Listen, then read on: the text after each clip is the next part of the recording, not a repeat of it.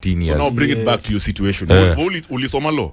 Mimi? Yeah. Did you actually graduate to the law certificate? Acha nikuulize kitu moja bro. Bro, sasa ukisoma hii karatasi na ni atiko ya sheria. Utakuwa umesoma nini? Come on, bro. Nakuuliza utakuwa umesoma nini brother? Utakuwa umesoma nini? Ukisoma katiba sasa hii unasoma nini? Law, the law. Good. Sana kupeleka na mutaratara sasa. Ndio listen. Learn to listen my brother. This guy is so good. Diego, you see what's you're actually my lawyer. Brayo na maanishaje? In short, as long as gazeti mimi nimeshaisoma, sinidi kwenda so umesoma the standard, umesoma. It's that simple. Kama umesoma the standard, umesoma. Sinidi mambo ya kuniambia. Are you a certified lawyer? Certified lawyer in which jurisdiction? That is the most important question. Naweza kuwa niko registered in unafaa uniulize in which jurisdiction, in which country. This interview is getting complicated. I know it's not. Ulipata law degree? My law degree is not in question, bro. Yes or no? What is in question? Listen. How did they speak in Mr. Brian Mwendwa, did you get a law degree? Yes you or no? See, you're not cross-examining me, my brother. Hauna locus kuni cross-examine. In short, hayo unamaanishaje? As long as nasoma constitution, hata manasema kwa hao. Andama ndio nimejaribu kuambia Kevo hii kitu sana mazi kwa ground na pale juu pana mambo mbili. This is the Morning Vibes on Vibes Radio.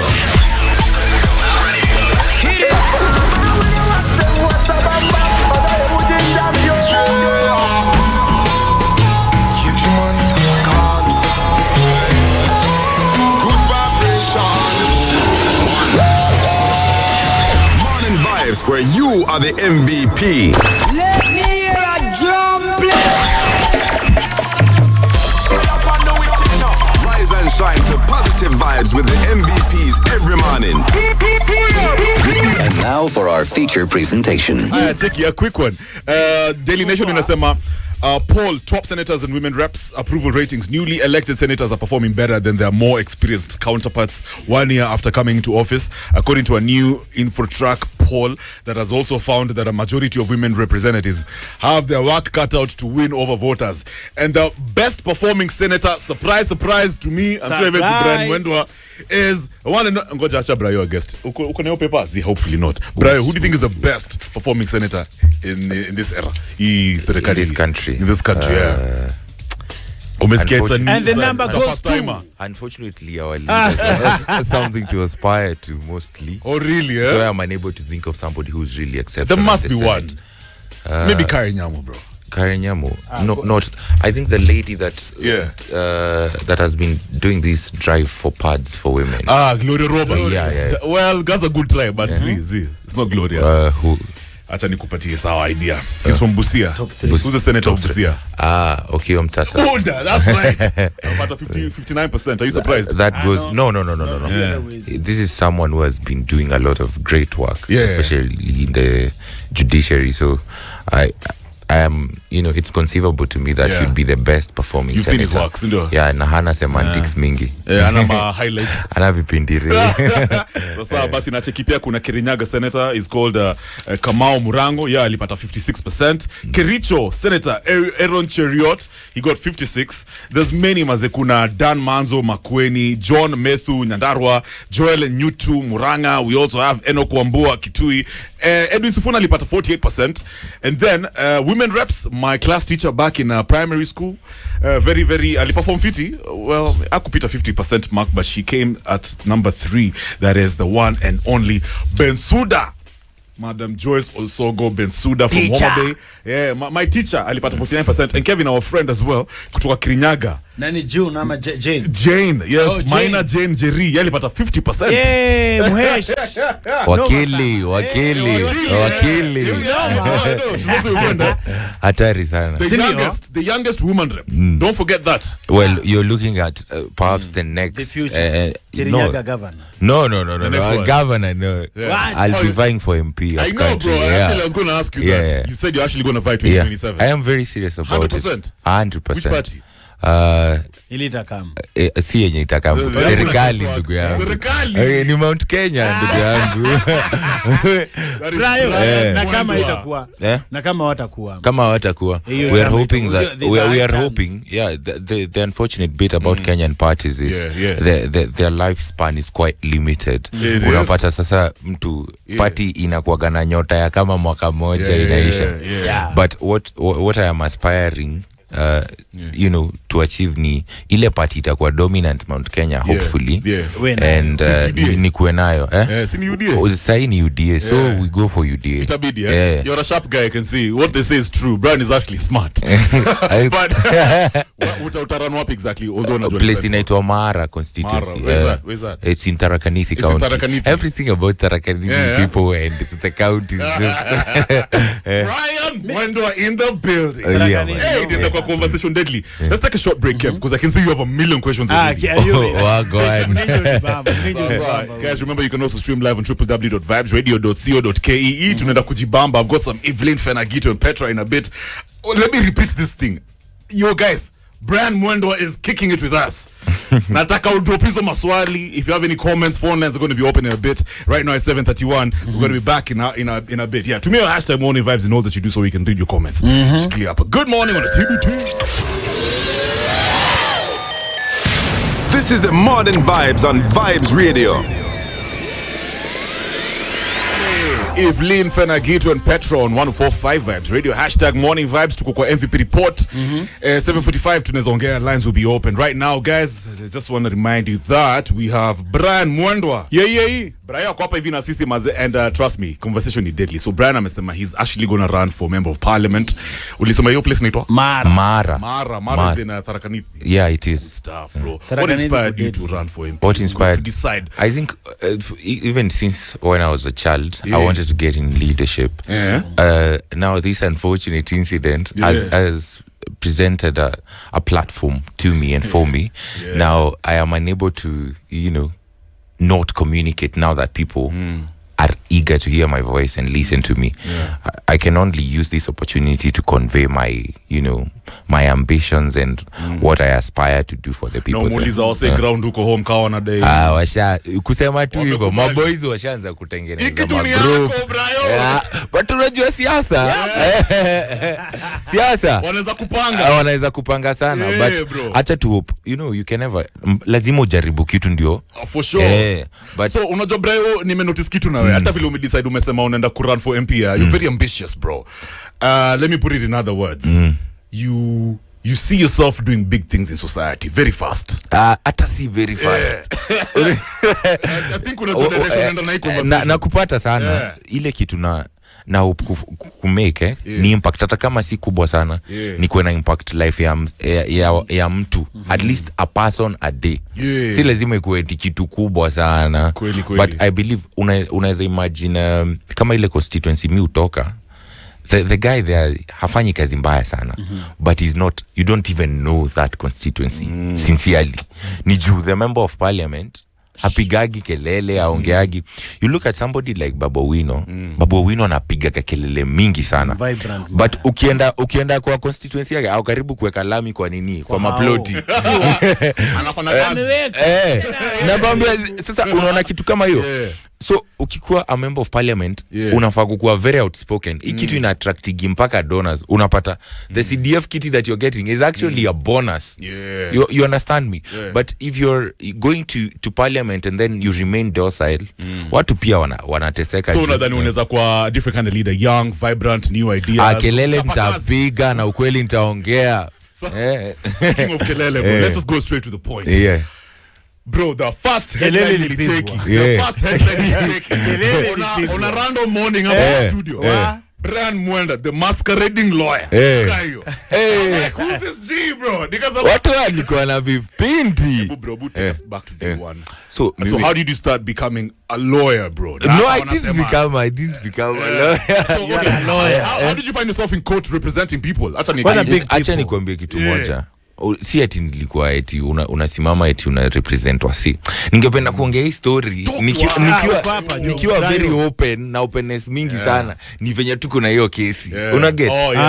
Ningependa nikuwe like very express, niseme ni hivi na hivi na hivi, but inani limit sana, unaget juu pia you have to respect the court and the processes and unaona hizi rudiments za judiciary, unafaa kuwa very keen na very careful, usichome.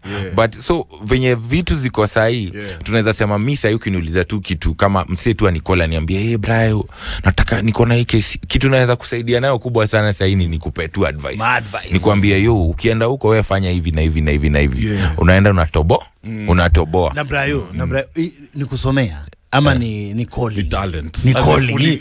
Usi unaweza kuwa na calling na usome kitu pia, lakini bro unajua hata kama ni calling unadai si lazima usome kitu bro, like ndio nakwambia unaweza kusomea na pia ukuwe na calling. Okay, true, unaifeel unaweza kuwa na both. Amoni wenye na wajibu hizo maswali hapo. But sasa nikuulize first, before you get to court, lazima ulipita LSK, si ndio? LSK si law school, hiyo ni KSL. Why am I confused? KSL, sorry. So unafaa kwenda KSL. Ati tunasema conventionally hapa Kenya iko hivyo. But au kwenda KSL? Ati that's a question. Unaniulizaje? Wacha ni kuexplain kitu moja bro. Break it down for me bro, because I want to unajua people say you're a masquerading lawyer. No, I've never masqueraded as a lawyer bro. Acha nikupe hypothetical. Acha nikupe sasa hypothetical. Kama sahi wewe sahi uende kotini, si ndio? Uende kotini assuming wewe ni Masai sahi. Okay? Uende kotini. And then kuna Masai mwingine hapo ameshikwa. Umenipata?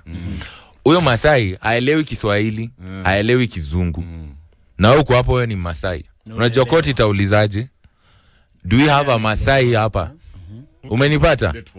Who can translate, not only translate, who can communicate with the accused person, a communicate naye na communicate interest za umse to the court. That is the law. So hadi wewe wachana hata mimi. Hypothetically hadi wewe in that situation unaweza uongelea huyo Masai. Umenipata? So kama uko na Google naweza kuonyesha mahali utaenda sahi uingie kwa constitution uone mahali inakuwa la wewe uongelee lawyer. Si ukue lawyer, ukue intermediary. So hiyo ndio kazi ulikuwa unafanya. Ndio nakwambia kama kuna kitu yote yenye nishaifanya yote kotini ama it has always been legal. So what's the beef with LSK bro? Wacha nikwambie kitu moja. Kuna siasa. Hawa si wako na elections February. So kama sasa tuseme kuna kitu inaendelea Kenya 2026. Acha nikwambie hata upepo tu kidogo itakuwa ina blowiwa inakuwa massive. Juu 2027 kutakuwa na elections. So unaweza imagine October kukiwa na election February. Hata kukwetu kuna ulichuna mtu masikio. Wasi wako kwa siasa wanachemka nayo. Lazima watembee. So in other words unasema I'm specific on LSK. Theory lilicheka kulikuwa na mpaka aliniita fugitive.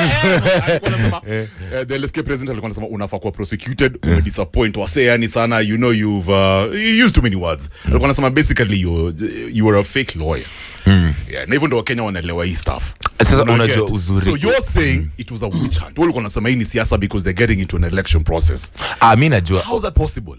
Let me tell you something. Do you understand politicians and clout, bro? But those are lawyers, bro. That's a system. It's not politicians. It's not about the system. Let me tell you something. For any structure, there has to be politics. Umenipata? And the people that you're referring to, not in my words, the ones that you're referring to are specifically politicians. Okay? The fact that that particular individual is a president of that society doesn't mean that he doesn't have other ambitions. Okay. If you do ukifanya background check yako vizuri, utaona akona another aspiration. Na hiyo aspiration lazima appease ego ya wase wako kwa hiyo society. So victimizing you. By victimizing not just me.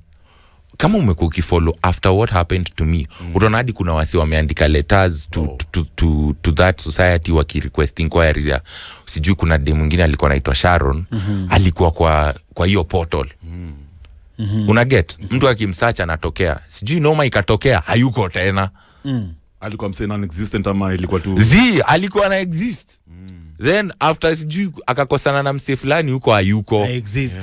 So there's actually a letter, somebody wrote a letter, I don't remember the name of the guy, but I even have the letter myself.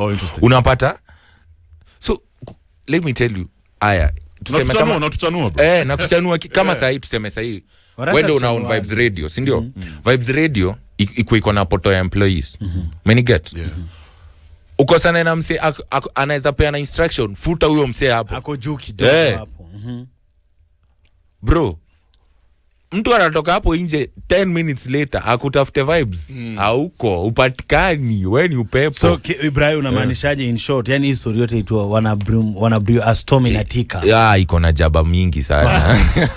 So what about okay, uko ulipitia kesa mimi sasa unaona kitu ya kwanza ukiangalia ile charge sheet nimechajiwa nayo ina involve, that is why hata sipewa say background yangu ya like my legal education.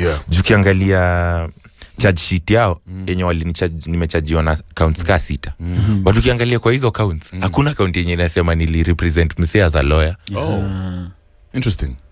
So that is why I'm telling you, just go and look for that charge sheet. Juu wa media wako utaona hakuna kwa hizo charges zote 6 hakuna mse anasema eti nili represent mse as an advocate when I'm not an advocate. But why would these people who wanataka downfall yako, why would they pick you, just you, bro? Because I'm meant for greatness, baba. This is greatness. This is grace. You're sitting in the presence of greatness as we speak. Sasa ndio nakwambia ukiangalia vitu kama hizo zote utaona sijui nimewekewa sijui forgery. Alafu hiyo forgery unaangalia tu it's repetitive stuff. Umeniget?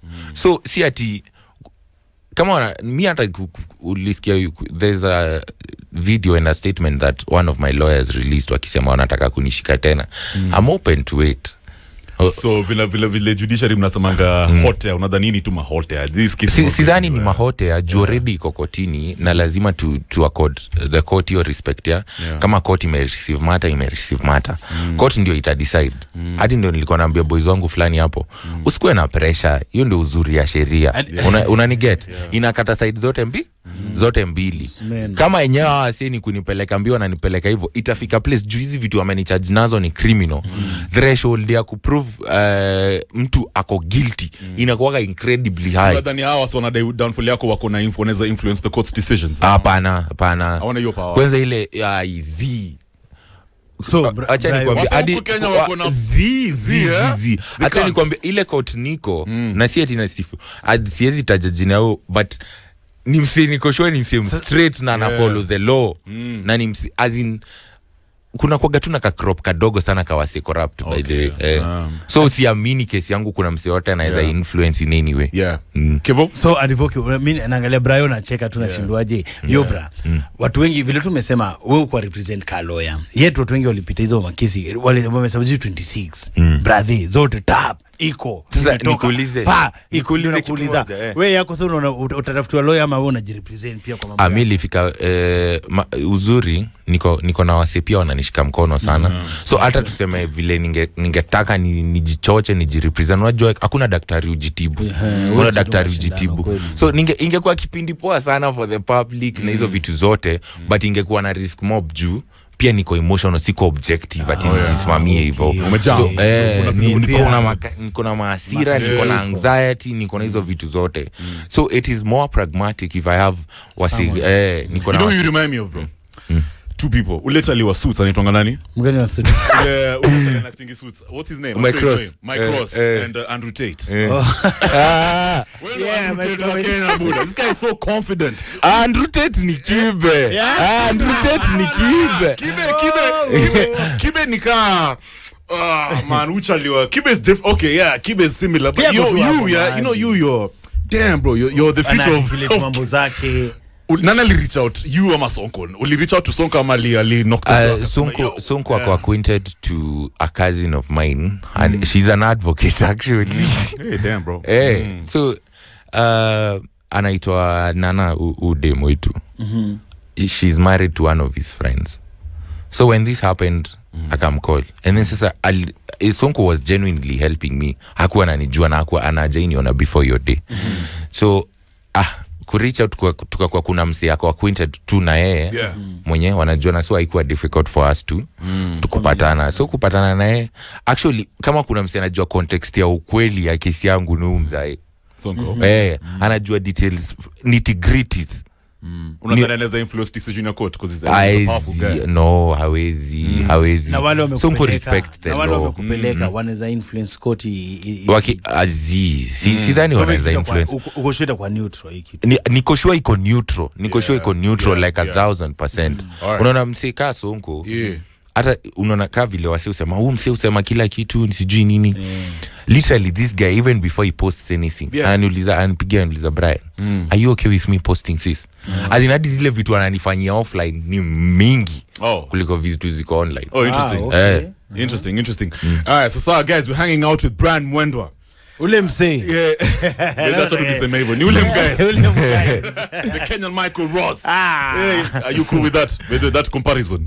At this point, MWENDA, not MWENDA. Kuna wase walinipea this nickname. Mabeshte zangu wananiambia sasa wewe hatukuitagi wakili. Tunakuitaga wa akili. We'll be back in a bit. Shikilia hapo hivyo. Stream live as well. Wa akili.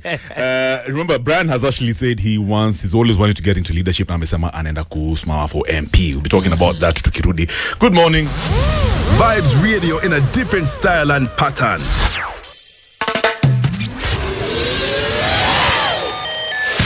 This is the Morning Vibes on Vibes Radio. Unasikia track Kev, man is still a man. Man still a man. Brian is still a man. Judge. He's a Kenyan. Because atana white suit na mwingine anapanguza vio za gari. Uwezi jua anapanguza vio za gari. Anaweza kuambia kitu. So sikile mwambia even the damn got outside of their story. Oh my god. Huyo tu damn anaweza kuambia kitu ukienda huko usiwaambie hivi, waambie hivi. Na mambo inafunguka mbaya. One thing I'm learning from Brian MWENDA and many other young Kenyans out there. Kuna place imefika sahi. Greatness is all for the takes, man. Yani wase wanasema there is no way regular people are making it to the top. Na mimi niko na talent, I'm bold, nini. Why not me? That's the vibe I'm getting. Na nimejua mbogi not many Kenyans, quite a number. Wako na hiyo energy yako. You know, the people who are saying due process has to be followed, especially when you're trying to get into a certain space, career flani, maybe kwa doki, a pilot. Kuna time kuna cheki pilot flani. Bro, the guy alikuwa na fly watu na hata ana license. Na Kenya alikuwa na fly. Hiyo ndio argument tulikuwa na. Just go and get your license and get back to the grind. But unapata sometimes so people saying acha nikwambie kuna vitu kuna circumstances mingi. I'm not speaking for myself, but unapataga most Kenyans hawana hiyo privilege. Ati unaweza kaa chini useme mbona huyo pilot fly wase, unaweza pata within those 13 years unapata familia yao ilikuwa na debt mingi. Unapata ni kama hiyo tu boldness ya huyo msee wa KQ ndio ilifanya watu kama 30 wakakuwa hawajakufa of hunger for those 13 years. So now bring it back to your situation. Ulisoma law? Mimi? Yeah. Did you actually graduate to the law certificate? Acha nikuulize kitu moja bro. Sasa ukisoma hii karatasi na ni article ya sheria. Utakuwa umesoma nini? Come on, bro. Nakuuliza utakuwa umesoma nini brother? Utakuwa umesoma nini? Ukisoma katiba sasa hii unasoma nini? Nasoma law, the law. Good. Sana kupeleka na mutaratara sasa. Ndio listen. Learn to listen my brother. This guy is so good. Diego, you see what's you actually my lawyer. Brian unamaanishaje? In short, as long as gazeti mimi nimeshaisoma, sinidi kwa so umesoma the standard, umesoma. It's that simple. Kama umesoma the standard, umesoma. Sinidi mambo ya kuniambia. Are you a certified lawyer? Certified lawyer in which jurisdiction? That is the most important question. Naweza kuwa niko registered in unafaa uniulize in which jurisdiction, in which country. This interview is getting complicated. I know it's not. Ulipata law degree. My law degree is not in question, bro. Yes or no? What is in question? Listen. How did they speak in English? Mr. Brian MWENDA, did you get a law degree? Yes you or no? see, you're not cross-examining me, my brother. Hauna locus ya kuni cross-examine. In short, unamaanishaje? As long as nasoma constitution, hata manasema kwa hao. Andamana. Nimejaribu kuambia Kevo hii kitu sana mazi. Kwa ground na pale juu pana mambo mbili tofauti. Kuna mtu ana believe lazima uwe hata kama ni law unasoma uende kwa class ya law usome upezo madini. Kuna mtu ana feel for purposes of record. Personally, I believe, and I'm of the belief completely that a good education is creed. Okay? What does that However, yes, what I mean is kusoma, kwenda shule, wende Harvard, upate your Master of Laws. It's a very good thing. It's nice. Of course, it's the right thing. It's not. That is where I disagree with you. I am unable to agree with you. Okay. Because there is another sect of people that we have to look at. Okay. And that is what people in America, if you Google today, utapata. These? Just wait. Okay. Utapata in places like America, kuna states zenye kama sasa in hii area yenye tuna discuss, unaweza learn under a law firm ama a lawyer, na uende register for the bar, sit for the bar exams without a law degree, na uanze ku practice. That's in America. That's in America. That is why I'm telling you. And it's not in all the states. Unajua wase wanaweza sema it's jina spread misinformation. Ni states kama ine. Umeniget? So kitu yenye najaribu kuconvey ni hii. Kuna watu lazima tu appreciate. Hadi Kenya ilikuwa hivyo kitambo, ni ati kumekuwa na a lot of gatekeeping. Umeniget? Ukiangalia kama in the 1980s, wase walikuwa msee amekuwa court clerk for so long mpaka anakuwa magistrate. Anajua hizo manini. Umeget? So lazima tuanze kuopen our minds to possibilities za kuna wase fulani wako na experience, wako na gifts. But do you process right now, the law says for you to be a functioning lawyer, for you to actually go to court, all these other things, unafaa kukuwa na sat. Do you have internet? Of course I have the internet. Just Google. Just Google. Yeah, of course. Go ahead. Google. What should I Google? Article 50. Keep talking, Brian. Ya Constitution ya Kenya. Alafu uende number 7. Article 50. Okay. Constitution ya Kenya. Constitution ya Kenya.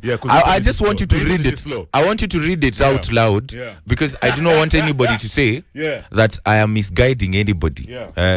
Tupewe wase information vile iko. Ndio wase wakitafutanga wewe. Na ndio uelewe venye nilikuwa nasema every person has the right to uko 7? Sio number 7 unasema. Hold on. Okay. In the interest of justice, a court may allow an intermediary to assist a complainant or an accused person to communicate with the courts. That was not me speaking. That was you reading it. That is why I'm telling you. He's so good. That is why I'm telling you. Wow. Ndio nilikupa ile example ya Masai. You can. Umenipata? You can. So usiite legal representation. That falls in the area of practicing law. Umenipata?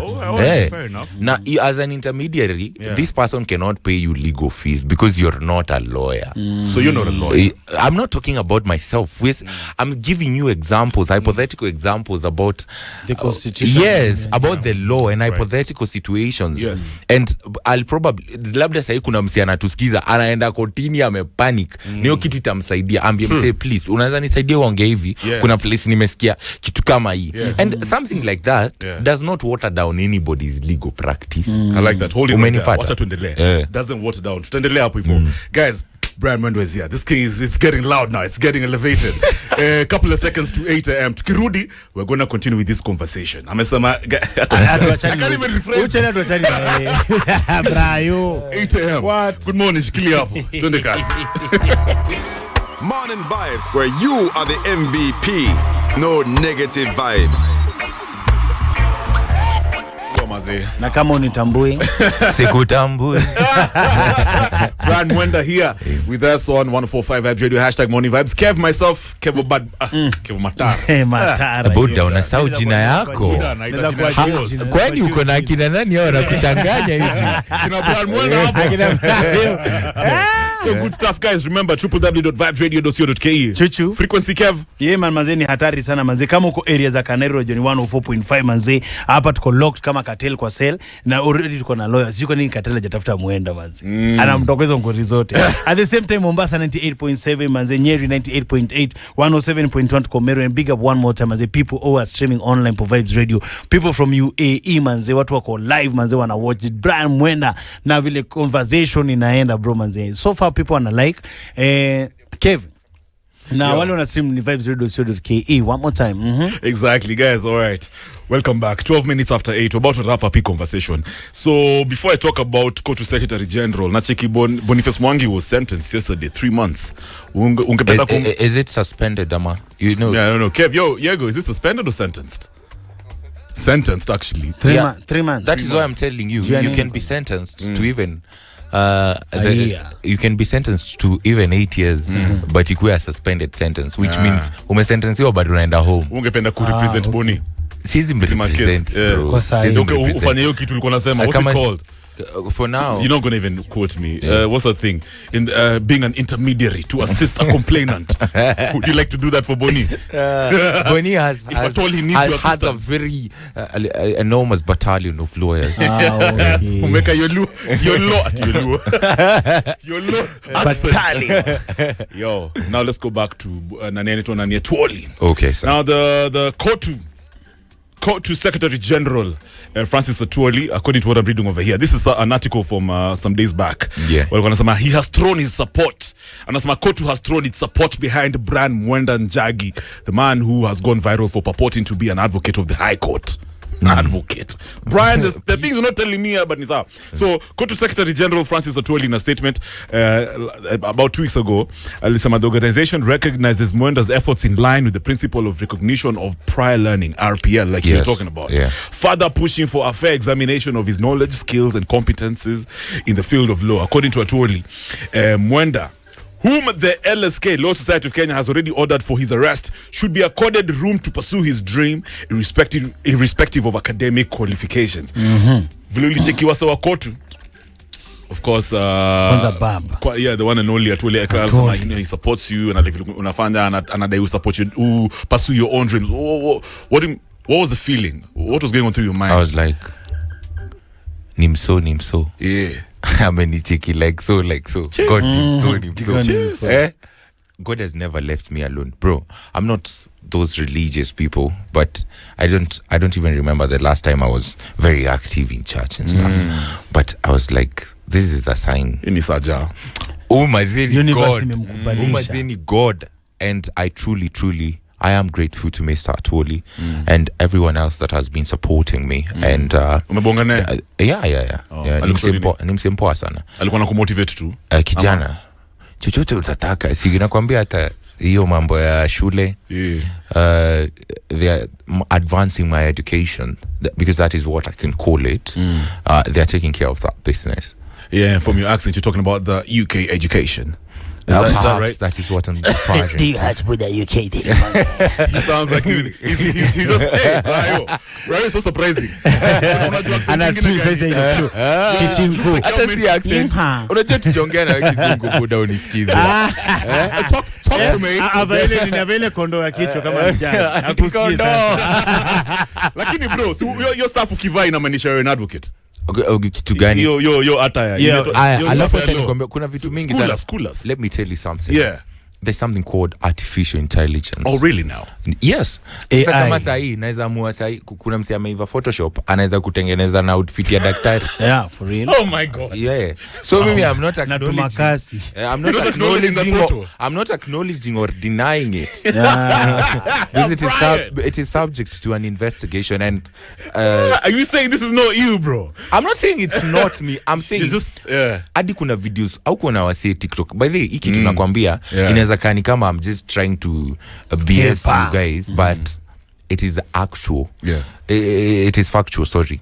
Juu ukiangalia unaweza ingia TikTok uone kuna mse amechukua ile picha yangu nyingine yenye ilikuwa ina trend akatengeneza sound mimi naongea na si mimi. I go like, this is why I was practicing. Niko, wait, I don't even sound like that. Yeah, I can imagine. Yeah. mpaka unaingia TikTok unapata kuna hawa si walikuwa wanapigana na mimi wametengeneza, unajua AI inaweza fanya vitu mingi sana. If uko na mimi nikiongea mahali unaweza andika code, uweke conversation kama unaongea na Brian, and it's not me. Fine. I mean, even during my bail hearing, bail ruling, that issue was addressed. Because if you look at the court documents, LSK tried to bring the videos of me and Mwesh in court, and the magistrate was very clear: follow the law. Wachaneni na mambo mingi. That is my point. Is there is so much out there on the internet about me, nimekuwa wapi, ama kama sahi during this interview somebody might take tume have an amazing conversation, anaweza kuja sasa akate hiyo part nimesema acheni mbwembwe, umeget, and then aifanya ukijana alisema hivi na hivi na hivi, while in truth it was not like that. That is why you decided context is very pertinent. Context is key, and that's why ulisema you're going to start your own podcast so that you can that was a fake account. Oh my god. Yes, get out of here. I swear to the living god it was not it's me. Not true. It's not me. What? Yo bra. Sindio nakwambia mimi hizi vitu wa Kenya. Hadi it was raised in court. That's interesting. Wakijaribu kunigage. Mimi niko podcast. Mimi hata sijaguza simu, sijakuwa na simu, niko podcast mimi. What's the craziest thing you've heard about you? What craziest rumor about yourself? Rumor. I didn't answer podcast. Yeah. Oh, and then there are women in my DMs who are dating me from that account. When I got back online, wako like, people, have you, Nico, who are you? Wait. People from Zimbabwe, Malawi, and women. There's this guy who went online, created an account with my name. And then he was like, ameingiza madem kama 10 box. I can even show you. Nico, what are you guys saying? Guys already stealing your identity. Hey. Lakini Brian, let me say something. And I'm honest, yo guys, no homo. Don't stop those things, my guys. You need to push on legit. Brian, you're getting the babes, huh? Madem wanna like they think of yourself, wow, this guy is so mysterious. He's so gangster. He's so dangerous. Oh my god. Kuna madem kwa DM, man. Amesimamia majaji na waogopi. God is my guy. Is that true? Madem, let me tell you something. I am truly appreciative of the love that they are. Acha kuchana share. They love their sharing. But I am unable to appreciate. Some of them do not understand the element of, there's a boundary here and you have to be respectful of. And every place that I've gone to, Nikiuliza, do you have a girlfriend? I acknowledge that I have a girlfriend. Oh, you do? So I would expect somebody to respect that I have a relationship that I want to keep, iko sawa na I respect. But unapata mtu tu anakuja anakuambia vitu zingine za ajabu, atambui wewe ni wake. Hii stuff yote, all this controversy imeaffectaje life yako and your social life, for example? My social life, bro, I'm an easy guy. Mimi naishi mtatu easy. Really? Yeah? Kwanza like last week when I was going home. Imemwingia. Imetoka na Sonkore na kina Atoli. Oh, you know. Okay, so we buda. Kujare bra, yo bra, kujare. Acha niwaambie. Unaona I'll bring you. Acha niwaambie. This is a completely different person. Ni mtu yari unaweza chill naye uko like, I thought this guy ni maflossing nini. And unapata na yako like, Brian, mazi kula bana. Kula bro. Kula. Eat. Kula. Alikuwa anamaanisha nini? Azin juu ya hiyo time unaona vile niko na pressure. Unafikiria ni mseta kuja hapo ya ajali. Pay your cash bill. This is a person who is very interested in your well-being. Ako, take care of yourself, bana. Check Brayo kase for example, unaenda to God willing 2027 manzi game itakuwa tofauti sana kwa mambo ya siasa. Kila mtu anajua generations hivi wale wamekaa na ile kilio wako nayo na wanafeel watu wengi wale wako kwa hizi mahouse hai ile parliament ya sasa hata wawasaidii au feel wewe unaenda pale na there's a high probability mimi nakwambia for free unaweza pata hiyo kiti ya MP kwenda kubadilisha law. Kwa historia ya technology so far maliko we think by the time inafika hapo 2027 itakuwa advanced videli lakini kwanza zitakuwa zimeshafunguka. Tuko na hizo Microsoft companies ziko huko zetu zinafanya kazi kwa kina Google nini watu wameandika majob. kwa hii constitution yetu kama vile umesema hapa historia like 4 states mtu anaweza soma online mambo ya law na nini, do you think hiyo ni kitu pia sisi kama kitu tunafaa tuadapt na tuingize kwa constitution yetu? So the reason msekami ina get in politics and expressly in legislation ni juu ya kitu kama hiyo. Okay. Sitaki kuthink, nataka kuinitiate. Many get I sit down because I have the ability, I have the wherewithal to sit down and draft something that can persuade people. Natengeneza kitu, naingia parliament, naambia wa say listen, there's this law that I feel we should amend. There's an area of law that I feel we can develop as a country, and it would be progressive for us. You cannot tell me that idea hiyo ya RPL ya hizo states ziko majuu, it's retrogressive. Unapata hawa si wako huko wana kick huko, I'm sure wanagonga nini sana. You know we are on radio, so I can't say but wana wanagonga vibaya sana. Unapata huo msee kwanza, imagine msee anajua yes amepata hiyo license but akona kale ka inferiority ka anajua yeye kwenda hiyo shule, so yeye anajituma 10 times the more. Una get? So wewe yule msee ako comfortable ati mimi niko certified, mimi niko hivi, yeye ako easy. Umse mwingine atakuwa anamtandika almost all the time juu anajua akona hiyo. Do you think that in Kenya there are many people who are so talented in different I guess careers ama lanes whatever, lakini hawajapata chance ya kuingia kwa industry, and they don't have papers za kwenda shule exact for that specific skill? I think na wanafaa kupewa chance. Do you think I think what we should do kitu yenye na juu tukisema kupewa chance, that is so populist. That is so populist. Interesting. Okay. What we should do is we should come up with legal structures za accommodate these other people.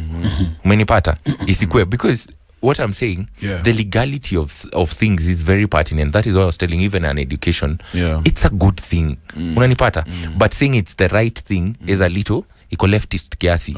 So how can we accommodate these people legally? What is the alternative? So, and you're saying if you become MP, if you were to be an MP, this is a bill that you would introduce. I would sponsor it. I would run with it. Maliza siku so moja kajanza. That's true. We're living in a different era, man. Na sasa hebu niko na chikasa hivi Brayo. Unapata kuna history imekuwa tukibonga sana manzi ya the judiciary kwa hizi arms of the government. Judiciary is the weakest link. Imekuwa ikisemekana for a long time manzi. Juu unapata for example kijana mtaani, mimi ndongeka in a layman language, kijana wa mtaa ameshikwa kwa stage, amepelekwa huko ndani, ana lawyer wa kumtetea, acha nikwambie the government of the day inasema I think kwa constitution kama uwezi afford unapewa na serikali kupatia. Acha nikwambie kitu moja. There are those type of lawyers. Pro bono lawyers. Acha nikwambie kitu moja. Hata si kitu moja maboys wetu ndio sababu unaona hadi kama nilifanya boys asome constitution hapa openly. Ni juu wasemob wanapoteaga si ati judiciary iko weak. Kuna kitu moja tuseme kama sasa hypothetically umekaa mkotini uko na issue fulani, magistrate anaona vizuri sana hivi ndio iko, but lazima follow process. Umenipata? So haizi kuachilia kama hakuna hata hiyo request. So ukienda hapo unasema mazi mimi sikufanya hii kitu, ama unaenda cell, kuna kuogana hiyo tabia wase wakiwa uko cell unaambiwa wewe tu enda ukubali, enda ukubali itaisha tu saa hii bro, watakuachilia. You know why bro, unajua kwa nini watu wengi ufanya hivyo? Cause ya kitu moja lawyer Kenya Kev sasa ukiwaiwa wewe si matatu umeshikojwa matatu wanakucharge maybe 3k to 5k, unaona ndio uachiliwe. Lakini ukienda uruke unasukumwa 14 days. Unanigeni? So wewe unajiuliza ni gani itakuwa rahisi kwako? Ni useme ni kweli unakwambia unapataga hata si makanga sasa unapata vitu ka defilement. Unanipata? Things like defilement, umeaccuse of rape ama attempted. Wasitu hapo kwa selu unaambiwa wewe enda tukubali tu utaachiliwa saa hii. Atakwambia sijui enda ukalime kwa chief. Una get? So mostly si ati judiciary iko weak at all. Kama kuna place iko na wasi wako na minds ziko exceptional. Ni unasimamaga tu kotini siku yote tukishikwa, just kuwa bold, inua mkono, be respectful, try to provide the court with the context. Ndio what we said, context is key. Una get? So hata kama uta plead not guilty and then ukuma explain yao magistrate kitu venye unasikia sijui 14 days anaweza sema we'll mention this matter in 5 days. Alafu anapea kama the investigating officers very direct and strict orders. Kama kuta kwa hivi na hivi na hivi na hivi na hivi na hivi. Umeget? So yes, iko slow kidogo and it's a global issue. But Brayo, at the same time, tusepe ukweli ni wase hawaongeagi. Umenipata? Kitu ya kwanza unafaa understand the magistrate is a human being. Of course. So mrespect kwa hiyo position yako, but pia muongeleshe tu kama binadamu. But at the same time, Brayo, at the same time, hata ukiruka hii kesi, there's a high probability mazina na ni in fact ni ka 80% ya wale wase wote wenda wanaruka hiyo kesi juu anajua kweli drunken disorder. Mimi sikuwa nimekunywa, anarushwa 14 days. So kuna hiyo story watu wanaangalia zile za kwa nini niende nikatae nikaendani 14 days badala tu nikubali nipigwe dhao 3, na watu wengi wanafikiria ndio corruption, unaona, na ndio inafanya watu wengi wanafilaji Brayo court inakuwa weak. Unanige juu ukweli hata mimi nikienda pale nimeshikwa na drunken disorder, nilikuwa nachoma ndom sijui nikabaki haya umekubali judge hapo ana kesi yako amemaliza, in the next 14 days ndio utarudi hapa kurudisha tena hii kesi. Hapo ndipo watu wengi tuko Brayo. Na ndio tunajaribu kuulizaje, do you think that mechanism itawaka? Is there anything inawezafanyika? Kitu yenye tunaweza fanya. Juu ndakubali, ndenda pale ndakubali ama nikatae. Unaona sasa vitu kama hizo drunken disorder. Zinakuwa ziko classified. Unaona venye US kuko na miscellaneous, kuna felony, kuna misdemeanor, vitu kama hizo. Unapata kama hapa Kenya kuna PCR, kuna CR. So unapata kama hizo drunken disorderly zinakuaga in a different class. Hizo ni petty. Okay. Petty crimes. Petty crimes. So hizo unasikiaga fine 500. Fine. So unapataga most people wako hapo juu walikosa kuchota makarao. That is God's honest truth. Unanipata? Karao alikwambia umjenge roabe ukamwambia sikupati. Twende mbele. Alright, guys. So maybe due to time, maybe we can also start to wrap up the conversation. So, Brayo, what next for you, man? Are you gonna go back to courts representing Kenyans? One way or the other? It's just when I represent anybody. I want us to be very clear because it is very important for us to say things with clarity. You do the accent again. No, we can't do that. Everything is on record anyway. Yeah. So what I am saying, what's next for me? I have started an escrow firm. What we do here is generally we safeguard financial transactions. We're going to launch the company next week. Oh, dope. What we'll be doing generally is mitigating hii element ya watu kuskamiana. Unanipata?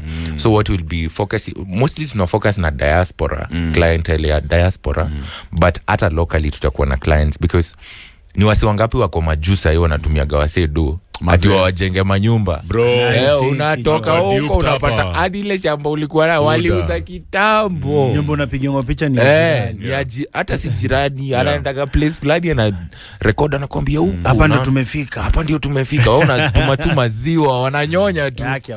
So what we've done here, we've created a solution. Yeah. Because every young man amongst 10 people wenye wanaanza biashara wasi wanafungua real estate.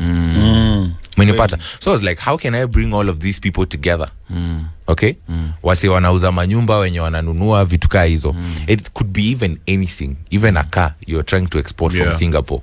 Okay, like, is it similar to whatever wale victims were, what's that area in Athi River? So Mavokola. Sasa unaona hawa si kungekuwa na escrow. Awangekuwa kwa hii noma. Juu pesa inakaga kwa escrow. Pesa inakaga kwa escrow. Mpaka pesa inakaga kwa escrow mpaka during hiyo time yenye pesa iko kwa escrow tuna verify kama mwenye anakuzia hii nyumba ni the actual owner of that house. Kama hiyo nyumba iko na taxes hazijalipwa, land rates, get. Juu ukishatuwekea pesa kwa escrow, sisi tutakuwa obligated kulipa umse aki-initiate hiyo transfer. Menipata?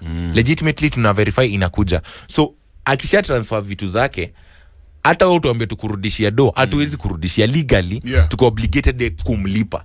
So generally tuko protect mwenye anauza na mwenye ananunua. Juu unapata we are protecting both buyers and sellers. So juu siku hizi hadi si wase wenye wananunua shamba pekee wanagongwa.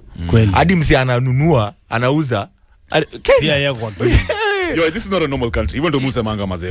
Vile watu kuanga duped hapa, it's getting out of hand. Yeah, somebody can come. Like a crime scene. You can genuinely try to sell somebody your car and they take it from you. Na yende kabisa.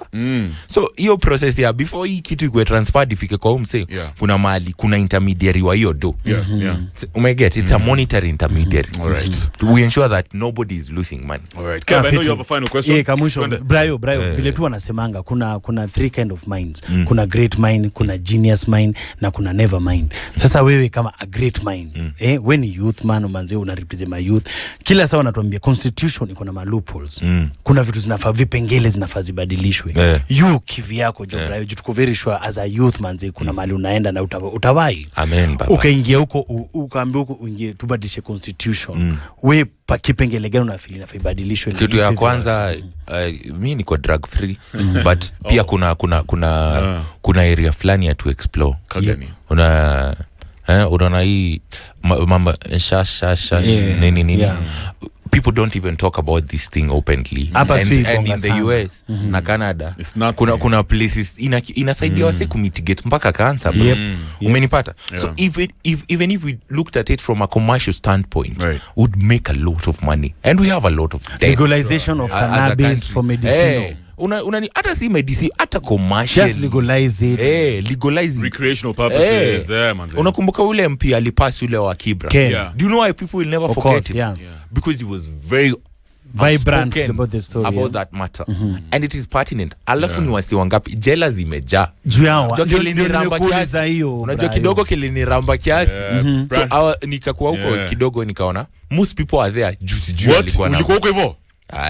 How long ago? Remind my lazima kwa hivyo lazima una feel ndo pattern tubadilishe. Lazima hizi ni vitu lazima zi change. Na hata si ku change. It's retrogressive. Exactly. Brian, I have to kill this conversation. Nimekuwa noma maze, but I have many questions bado. Unadhani wa Kenya wamekuwa unfair to you? People have been judging you wrongly on social media? No, it is their right. It is in their autonomy to decide what they want to think. They want to feel and express themselves, and so good. It is legal for you to have, you know, your opinion, and you're entitled to your opinion. Brian is also good at the words. All right, guys. Brian Mwenda hapo hivyo. Hey, thank you guys. Thank you so much. Thank you for having me, Brian. Thank you for having me. And V, I know you're listening, man. Ningekosa kukutaja kwa hiyo ungeniua. Anasanga hiyo sana. Huyo pesta yangu mazizi aliniambia nikikosa kukwambia. It's a lady. Good stuff. And I hope my girlfriend is also listening. Also, what's her name? Shout her out. My girlfriend. Sitaki kumshout out. But yo, babe. I love you, man. Babe. Thank you for everything. Thank you for everything. All right, guys. That is the one and only Brian Mwenda. Damn, it's been a good conversation. Yo, Kev, I told you the guy is a G-man. You're a fan. You're just a fan. Tukirudi maze mjadala to public opinion. Would you actually financially support your partner? Hata kama labda mna long term plans. Maybe you guys don't have intentions of getting married. Would you dig deep, uende kwa bank, break the bank, useme, babe, I need to get this 18 million for that range kwa sababu you've been the one.